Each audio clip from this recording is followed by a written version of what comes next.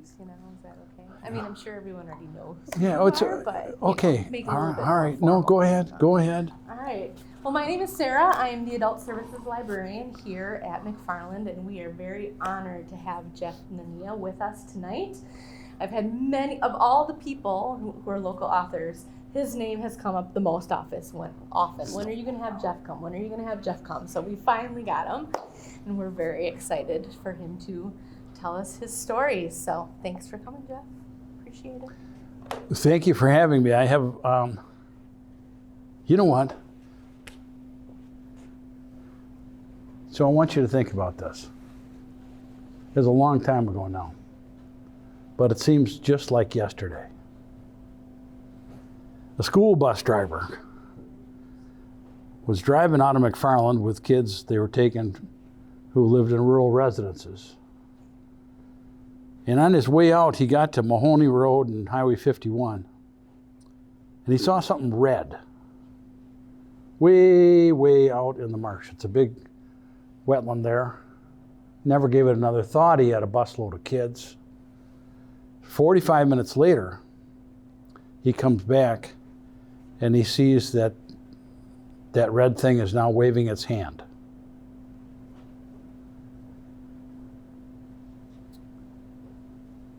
I go there as a sheriff's deputy with Jay Maloney, I was working with, and we realized that that was a person out there, and that had been out there for almost an hour.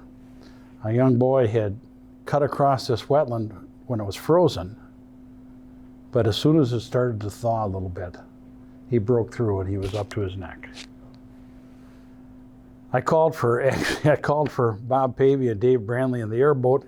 They were out rescuing somebody else someplace else.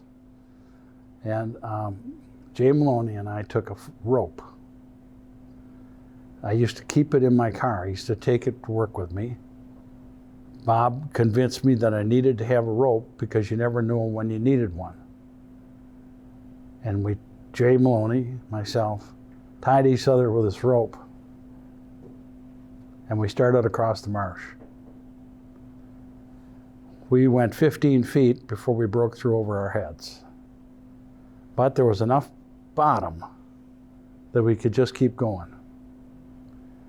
And we got out there, and I have never seen pure joy. But that boy was awful happy to see us.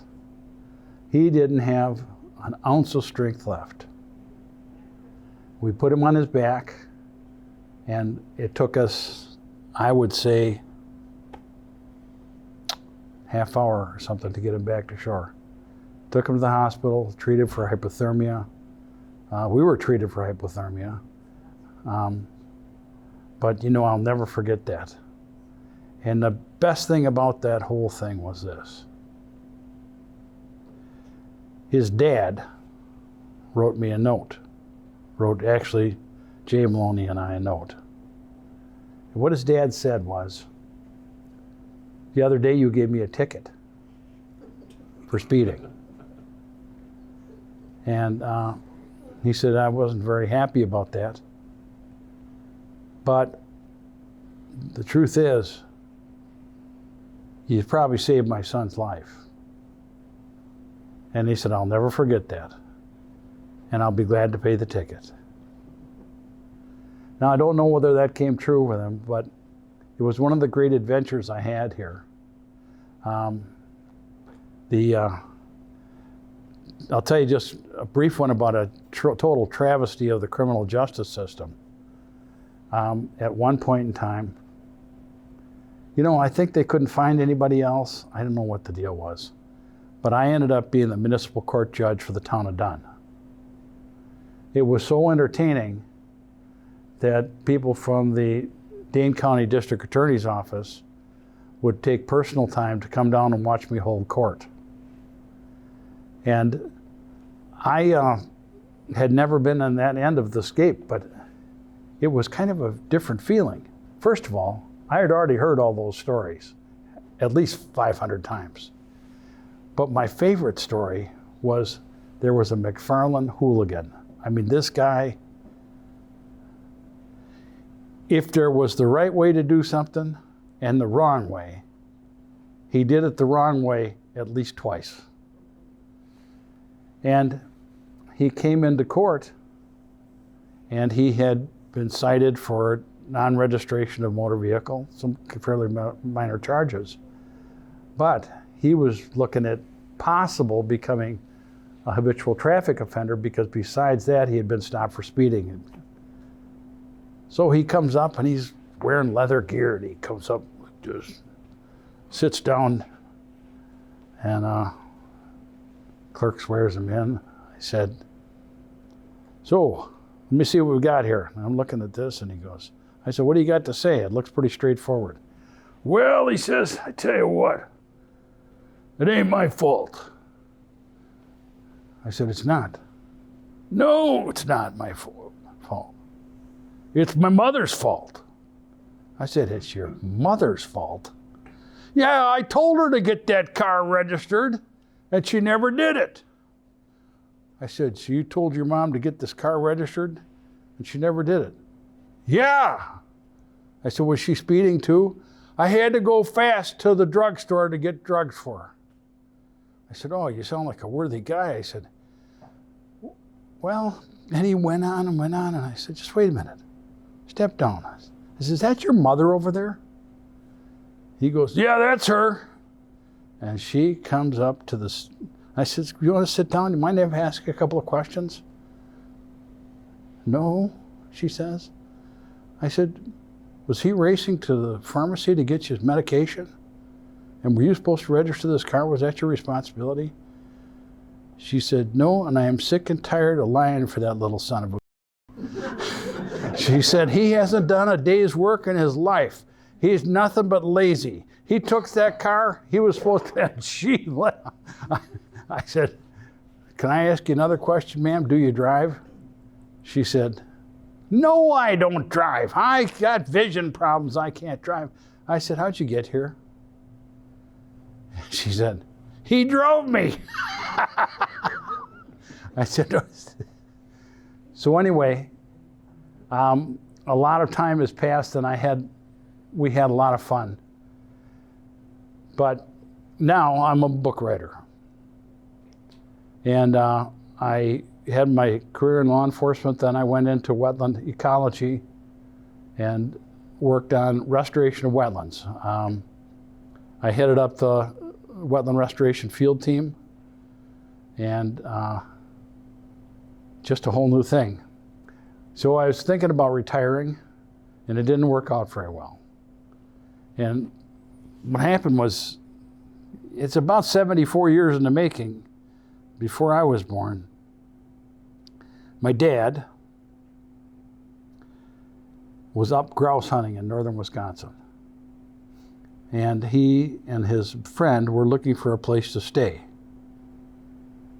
Guy at the gas station said, well, there's an old work camp down the road where he's remodeling it into a resort.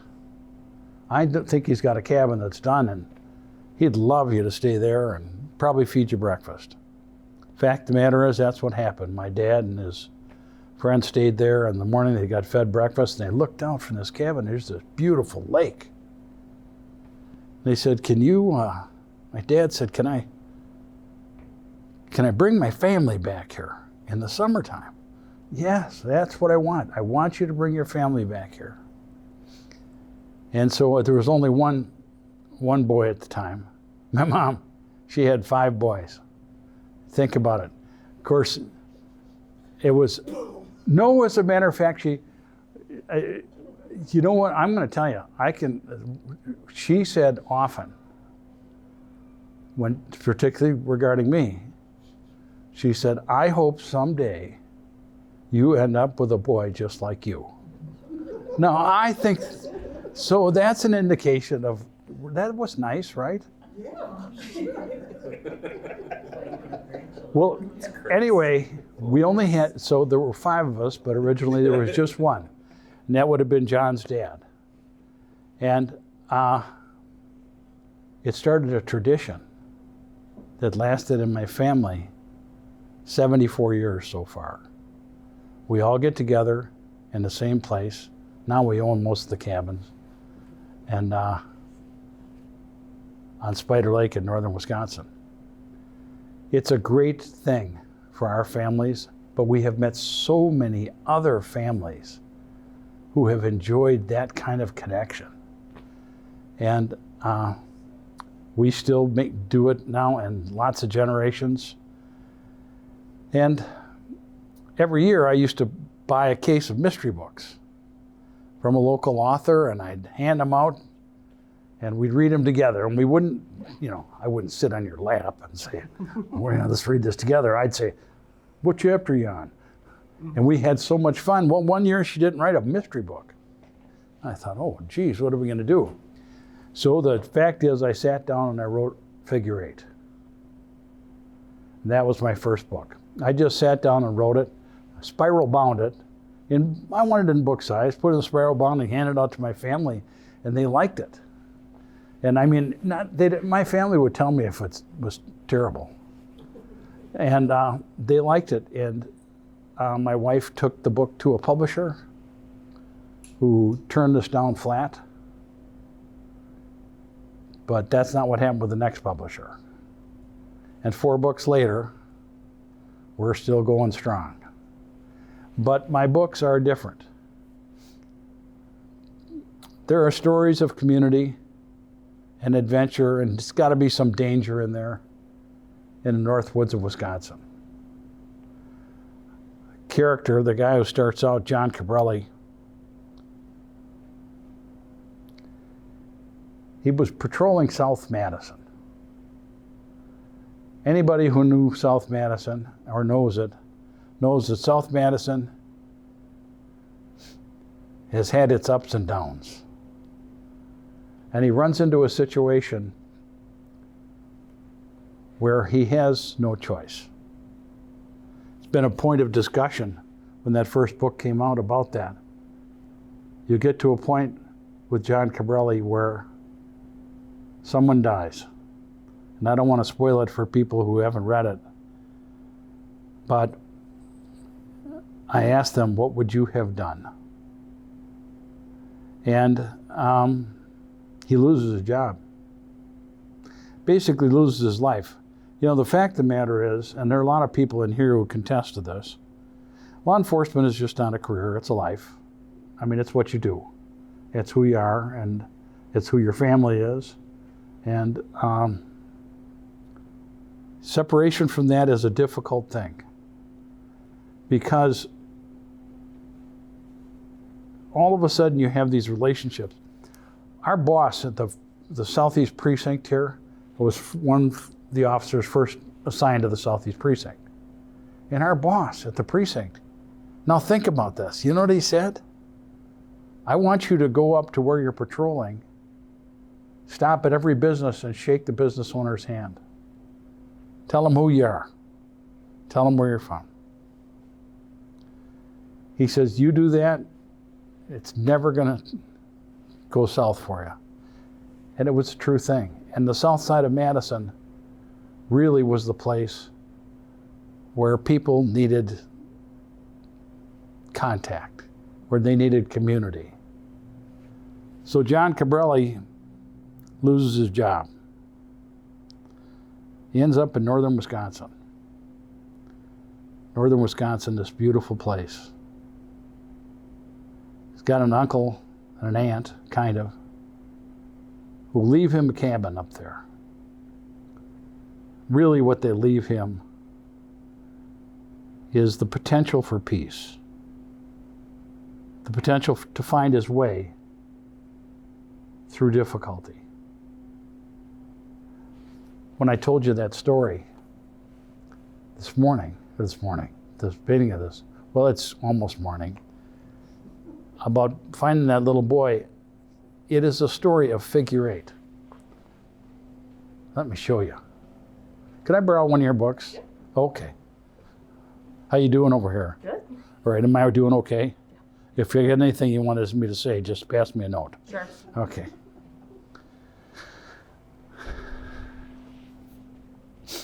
This is our life, right here.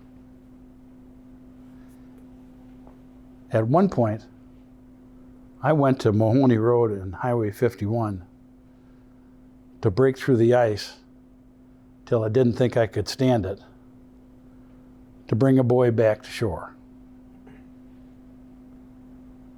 If I went to that same intersection right now, it wouldn't be the same. But it's figure 8. Our life goes around in a circle like this, and through this figure 8, and we get to these places that we've been before under different circumstances. Sometimes we get to places where we have trouble. Say, oh boy, I remember that. I'm not going to do that again. But the bottom line is, it's true. It's all part of it. And John Cabrelli gets to northern Wisconsin, and he remembers his uncle, and remembers his aunt, and he remembers diving in the cold water of Spider Lake. He remembers when he was a little boy, and he never thought he'd be able to swim across that lake. And now as an adult, he can.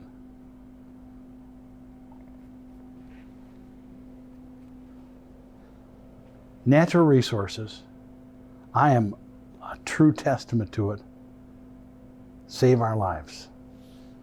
Our ability to be part of the outdoors, to be part of all of those things that are important to us, is why I wrote those books and why I keep writing them. So I was wondering if you had some easy questions for me. The reason I want easy ones, I mean, some people look pretty smart here, so dumb it down a little bit. I would like to introduce some people here that have been, well, as a matter of fact, this is my brother John's son. So I know you look at him and you think, hey, he's a nice looking guy. I mean, what does he do? He's got some kind of low-level job. No. He's a stuntman, a real one. I mean, like in movies. I mean, movies people actually watch. We hope. And that's my son, Chris. Now, Chris, so, yeah, I got to tell you about Chris. He'll kill me, but what's going to happen? So, Chris, I wanted to go to college, and I said, well, I'm going to help you guys go to college. I'm going to make sure that you can do that if you want. And, well, Chris says to me, well, Dad, he said, I've decided what kind of school I want to go to. I said, well, it's good, Chris. What is it? Art school. I said, art school? He says, yeah, art school. Okay. So I'm visualizing him on State Street with a guitar case, drawing caricatures of people throwing $5 in the guitar case. But I wanted to encourage him and figured maybe he'd lose interest. Well, no, he said, I really want to tell you, I want to go to the most expensive art school in America. I said, well, that's just perfect. But I promised them all that I'd help them. What I didn't realize is that he would get a scholarship to go to the School of Art of the Institute of Art of Chicago. And he has become an amazingly skilled artist. And all of his other stuff, I'm sure it's important. But most important is he designs all my covers. And all of the covers are part of the mystery. Every one of these books, and he creatively goes through this thing. And he's very nice to his dad during the process. And it has been wonderful, and I enjoy so much people saying, what is this about? And so that's my son, Chris, right there.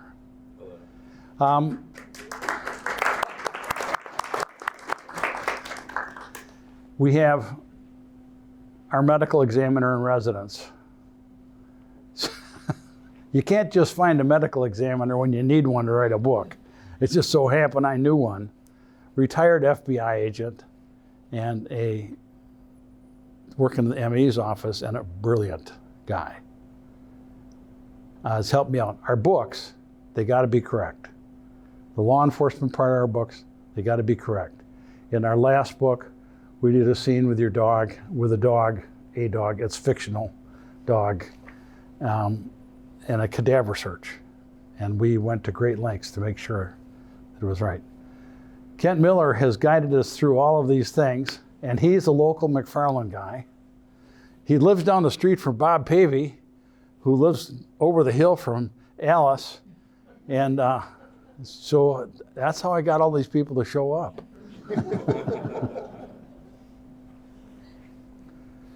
But it is a great thing that we do, and it's great that we can put this together with everyone. Does anybody have any questions? Connie? Where did you come up with this philosophical attitude in your family? Hold on a minute. Hi, Connie. Hi. What'd you say? I said, where did you come up with this philosophical attitude and in the writings of the books and just now when you've been talking? It's us. Huh?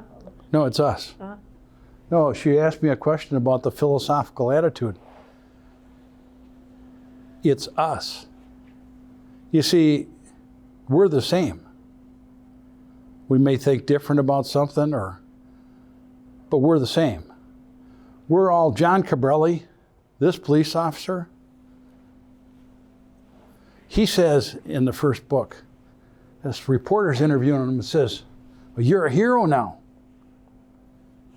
John Cabrelli says, I'm no hero. I have met real heroes, and I am not one. Don't ever refer to me that way again. Because, Connie, he's just like us. You know, we fight this battle.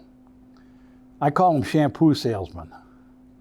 All right, so on the news, they're telling you the news, but they say, well, yeah, use this shampoo. I mean, that's how they pay the bills. And, but the bottom line is we agree on about 97% of everything. We want to be able to go to a doctor when we need it. We want clean water to drink, fresh air to breathe. We want all those things. And we share that common interest. John Cabrelli is just a guy, but he's no different than you are. And he looks at things through a different lens. He's been in a situation that changed his life, and he needs to change it back. I have met so many wonderful people in my life. My eclectic group of friends, you wouldn't believe them. But we all enjoy a lot of the same things. So does that answer your question? Next one. All right. No, it's... Oh, I want to know when the 5th book is coming out. Oh, man, will you quit asking me?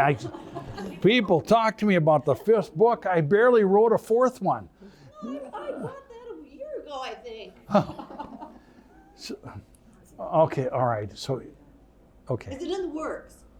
What? Is it in the works, at least? No. You know, you can't tell people too much, then they won't buy books. Well, Go ahead. oh, no. She said, even if it's no good, I'll buy it anyway. No, well, to be very honest with you, I didn't even know I was going to write a 1st book. And I sure didn't think that I was going to write a 4th book. But this summer I was swimming across Spider Lake, and I kind of had an idea. The books are all different. They're all different kinds of mysteries. They aren't like a traditional mystery. And so I've got some ideas, I got a lot of firewood stacked up. My biofuel production company, so biofuel is the way to go. It's in my resume that I'm a biofuel producer. You know what that really is? Splitting firewood. Get it? Biofuel. So I was thinking, this is a great idea. So I worked in conservation a lot, and people have a lot of different ideas about how we should use the land. And there's, you know what? I mean, no kidding. There's even some people who actually think their Big Mac comes from the drive-up window. But I thought, what if I offered a weekend of biofuel production? So I could charge people $15, $20 to sign up for the biofuel production class. They come up to my farm, and I stack this wood, and I explain to them the thermal energy that can be extracted from this piece of biofuel, and how by using this biofuel, we're giving this tree a new life. Right? I didn't get anybody who wanted to sign up, but it was a good idea, and I intend to pursue it. So right now, I'm just the guy on biofuel production. Actually, my son Chris is pretty good at it. Yeah. Yeah, that's like there's some trauma. So, how many of you have read the first book?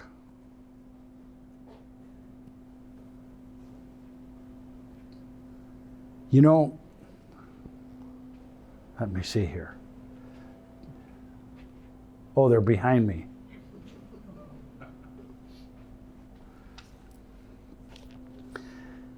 This will just take a minute.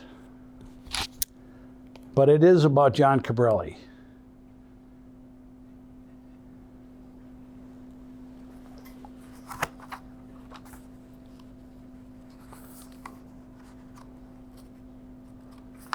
You know, this interesting thing, I just happened to see a note to myself. Lately, I write more of those than I used to.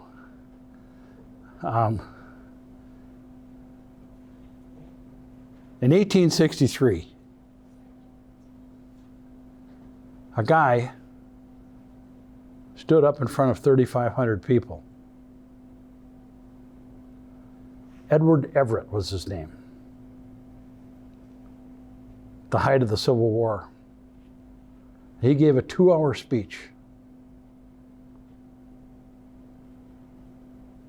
The next person came up to the podium, turned away from the crowd, turned his back from the crowd, just like this. And he faced 1,500 gravestones of soldiers lost in the Civil War. He didn't speak for 2 hours. He spoke for 267 words total. It became known as the Gettysburg Address. And the remarkable ability to craft words into meaning. Connie, I would never write, well, not intentionally, anything with a stupid waste of words. I think that when Mark Twain was referring to the Gettysburg Address, you know, he said, if you're going to be a writer, you got to do it like with a paintbrush, like an artist does the paintbrush. Every stroke of paint is part of the artist's painting. The smallest part is part of his painting. If you want to be a good writer, you better make sure that the smallest word has meaning. So let me read this. If you don't like it, it won't take very long.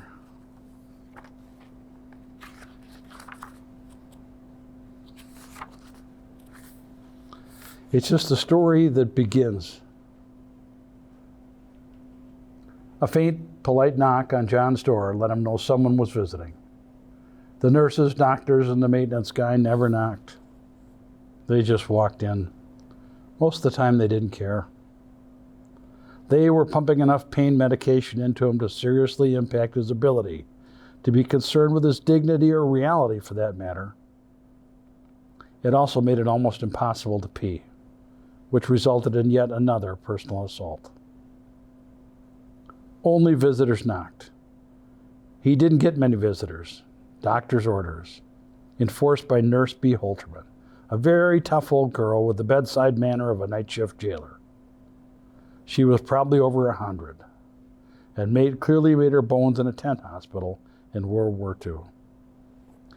People had tried to get in to see him several times, but she scared him off, never to return. They were feeling bad for old John, but not bad enough to run the B. Holterman gauntlet.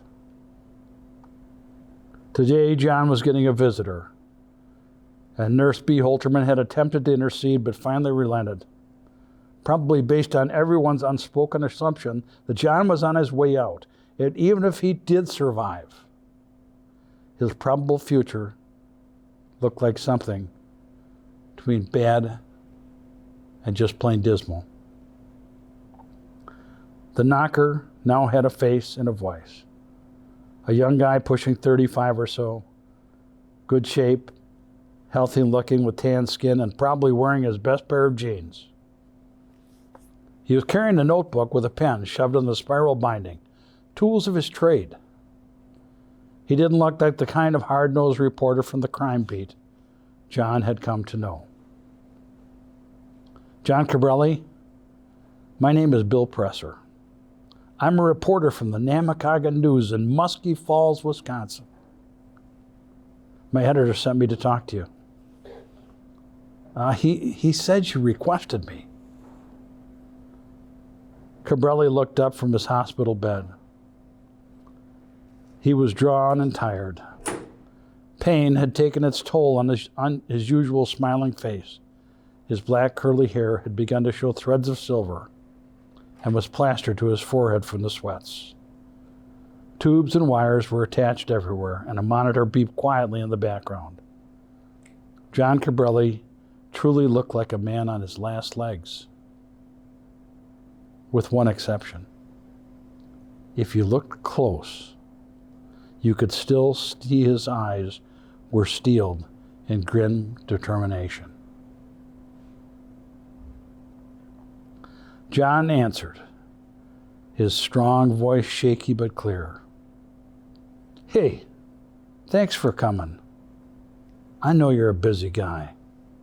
I'm glad you could make it. I think you'll find it worth your time. If not, oh well. It looks like you've got a hell of a lot more time left than I do. Presser was clearly uncomfortable, even for the most detached. Looking at someone who is struggling between life and death is tough. Where do you look? Their eyes, the tubes, the wires, the bandage? Presser picked the ceiling and the window. If John chose to die at that moment, it was clear Presser did not want to see it happen. Mr. Presser, it's my hope that we're going to spend a fair amount of time together. Time, again, is the operative word. I may not have much. You need to make eye contact. Get over my physical appearance and listen to my words. Ask whatever you need to ask so we can get on with this. Try and make yourself as comfortable as you can. Presser looked at John. I understand. I'm sorry. Actually, you look pretty good after all you've been through. That's okay, Bill. I know I look like hell. Wounds like this tend to put you a little bit off your game. Can I ask the extent of your injuries? Sure, I have one bullet lodged near my spine, and I took another one in the kidney, and that is the reason for all the machinery you see plugged into me. They removed one kidney and are hoping the other will take up the slack. From the sounds of it, I was pretty torn up inside. The surgeons had their hands full. Mainly, though, I just feel like shit. Getting shot kind of does that to you. But I want you to know I haven't had my usual doses of pain drugs today, so I can make some sense. Sometimes identifying the elephant in the room is the best way to get things rolling. The straightforward answers from Cabrelli, in an odd way, made Presser feel comfortable. Well, my big question is, why would you request me? I am just a jack-of-all-trades reporter for a small-town newspaper. You're a famous guy now, a hero. There are a lot of folks that would kill for this exclusive. Why me? First of all, I'm a little sick and tired of the whole let's try and kill John thing. Secondly, you're honest. You're from Muskie Falls. You write pretty well. And for you, this story is a big deal. Make no mistake, though, I am no hero. And never refer to me that way. I have met real heroes, and I don't hold a candle to them. Sorry, I didn't mean to offend you. I appreciate you letting me know what's off limits. I'll try and respect that. I need to say up front that we have no budget to pay you for the story. If your story is anything like it appears, I'm sure one of the tabloids would compensate you very well. Yeah, Laura the lawyer has had a few calls. Being a lawyer with a sharp eye for the bottom line, she's been pushing me to take the money. Right now, money is not much of a concern to me. Don't think for a second this story is free, not a chance. You just aren't paying me with money. Here's my deal.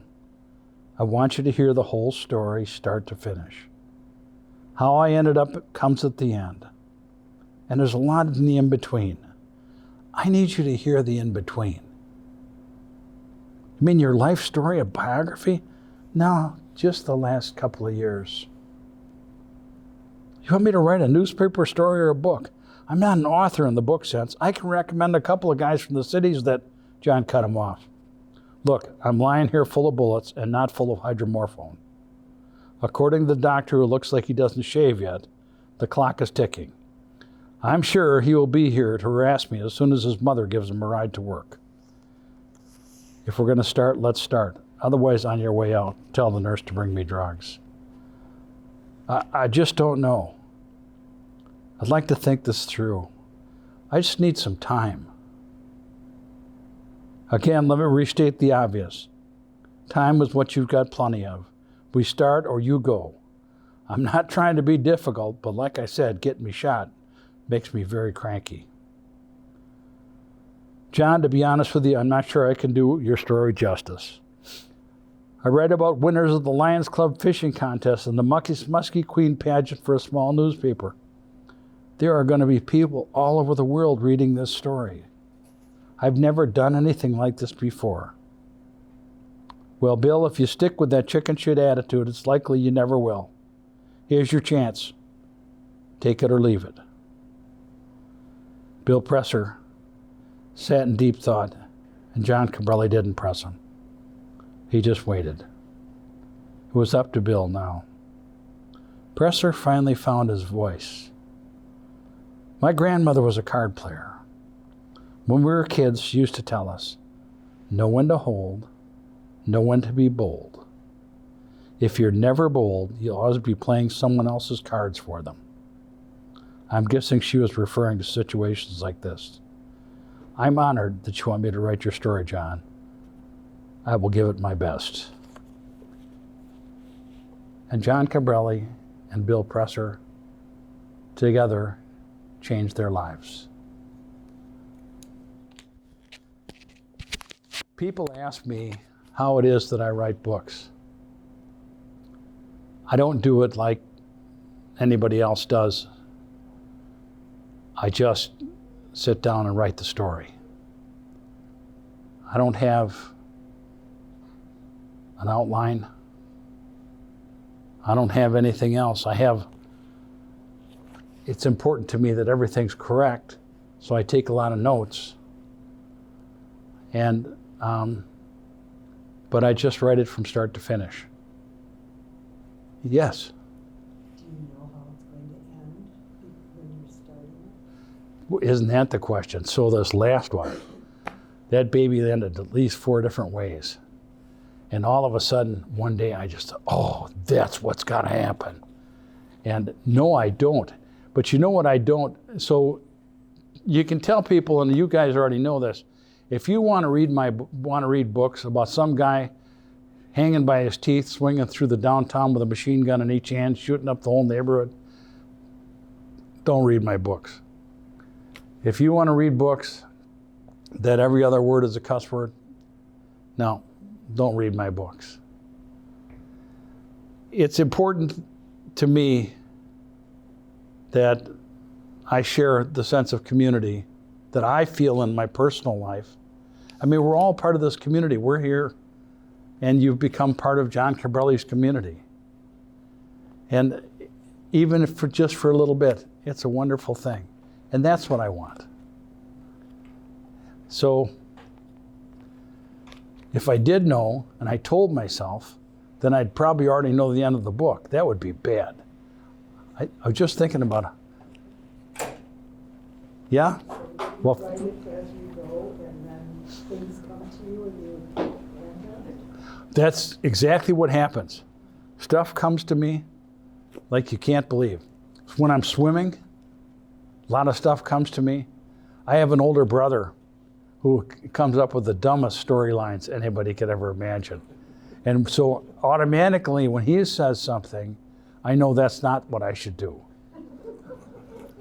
He recently forced me, he's an emergency room physician, and he badgered me into having an emergency room physician in the book. And I told him, I said, well, the story is that about this emergency room physician. He goes, it's in the book, next book, right? I said, yeah, and what happens is he's a drunk and he walks out on a boat dock and he falls off and hits his head and drowns. I said, it was short but sweet. I said, I'll pep it up a little bit more. He goes, did you really write that? I said, I'm a fiction writer. I can make anything happen that I want. I said, the whole world can think you fell off a boat dock. Yes. You read that so well, and the first audiobook was fantastic. When are the next audiobooks going to be? Well, first of all, the first audiobook, it was a killer. I'm just not a very good audiobook person. They liked it, but they're kind of prejudiced. And so we tried to interview these voice actors to see if we could find somebody. And I found this guy. He sounds pretty good, but he doesn't pronounce words correctly. And so, yes. They're working on it. It'll be out before the end of the year. It's taken a while to fix those pronunciations. But you see, Dawn, the thing is that John Cabrelli is telling this story with passion he feels. One of the greatest things that my wife and I have ever done in our lives, and my whole family's been involved, is schools. We have schools in Wisconsin that are environmentally based, project-based charter schools. And we have dedicated much time to those schools. And they're for kids who don't really fit into the regular school system. The first one we opened, the school district said, oh man, we just can't wait to shovel you those kids. We don't want them. They don't want them. We say, bring them to us. We'll take them all. And in our books, you get to meet the schools. And this is one of our schools in Hayward. And our teacher from the school, the state environmental educator for the year, she won. But more importantly, and much to her kids' and students' joy, guess what else she did? In August, she became a 4-time world champion lumberjack. Oh yeah. I love it. And let me tell you something. You don't want to be in the way when she swings an axe. And but it's all part of community. It's all part of the good stuff that we have in life. There any other questions? Yes. The land that you live on now, Hold on, Connie. I'm coming. You want to read a section? All right. so well, I couldn't follow that. The land you live on now, is it where your dad hunted? How you happened to come? Free the fog up here.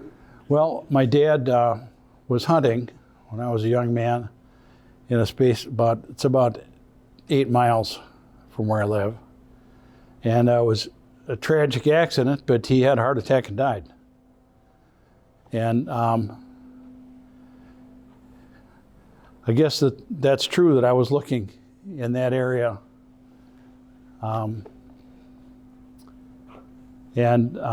We've settled there, and we have the place on Spider Lake, and we got it pretty good. We really do have a pleasant life. Are the kids in the schools, in the charter schools, are they into biofuels? Do you hand them a chainsaw or? I like walking over here and seeing her. Quit picking on me. Hi, Connie. How are you? I'm fine. You look nice tonight, by the way. Thank you. All right. What is? I said, do the kids in the charter schools, are they into biofuels? Do you hand them a chainsaw? Much to their chagrin. I don't give them chainsaws. I give them the mechanical biofuel skills. And I explain to them, as a matter of fact, they love biofuel creation. But those kids, now I want you to think about this. And honestly, the kids have done prairie burns, huge prairie burns. They've done wetland restoration work. They've done fish measurement. We got the guy from who was the sturgeon guy, Ron Brook. After being badgered, he said, okay, I'm going to let you bring your kids up here one time to measure sturgeon. You got to be up here I don't remember, we had to leave at 5 a.m. or something like that. I said, okay, I promise the kids will be good. So here we get this mismatched bunch of kids, their teachers, and we head up to the Wolf River to measure sturgeon. And it was a hoot. The kids, we had these 3 little girls. They had a total weight between the 3 of them of about 265 or 70 pounds. And they had to scoop these sturgeon, which weigh over 100 pounds, into the net. And these skinny little arms are carrying, 3 of them are carrying this net across where the sturgeon is weighed, it's measured, and it's released again. And so these are experiences we want the kids to have. The kids in Hayward are working on a snowshoe trail for the community. So they're clearing it out, and it really does look like a nice site. I'm surprised no one did it, but it's all about community. So, and we have had in our classes, some of our kids have gone on to do some great things. I mean, some truly great things. And you know, in my world, it doesn't get much better than that. They're wonderful kids. Other questions? Are you a musky fisherman? Who put you in here? Well, yeah, so what's going on here? This sounds like well, yes, I am, but I'm mostly, yeah, the way it really works is this. I take people musky fishing. You really want to hear a great story? This is the best story I have.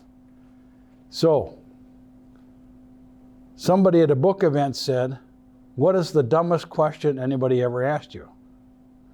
Now, if you go back to law enforcement career, you know for sure you can come up with dumb questions, I mean, by the bucket load. But I said, no, here it is. So I was on Spider Lake. I was musky fishing with my daughter and her new husband. So he's trying to, be nice to me. And he hooks a northern. It's about this big. And he had kind of swung it in the boat. He didn't want to put it in the net. And I grabbed the northern, but when I went to grab it, the northern flipped, and the huge Mepps muskie killer treble hook buried itself in my forearm, right to the bone. So it had this snap. And so now it's hanging there, and they're looking at me, and I'm EMT. I know that I shouldn't be having a lure hanging in my arm. And so I snipped the leader, and I said, but he's a doctor.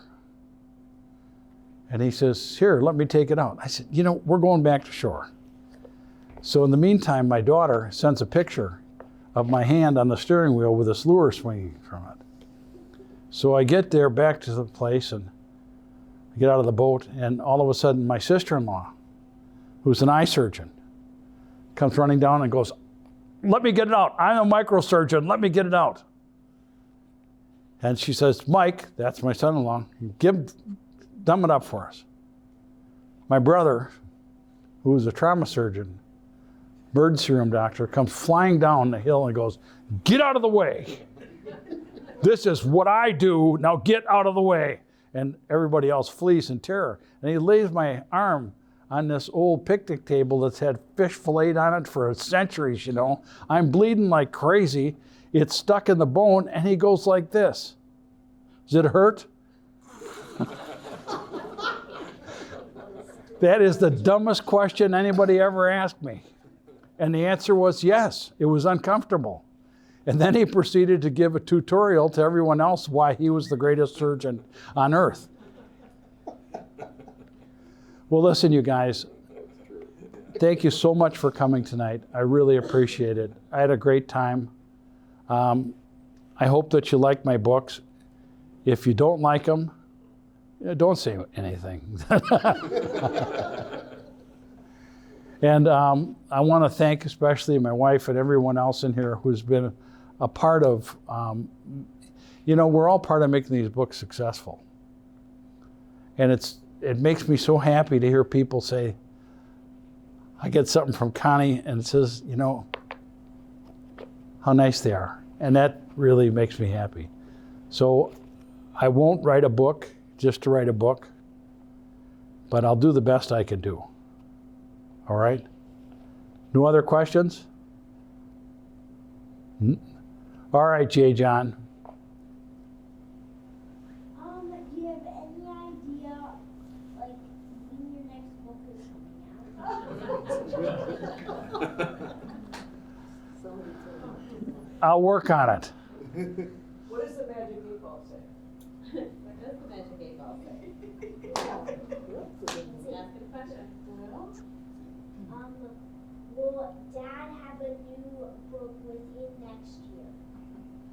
Most likely. Thank you guys very much.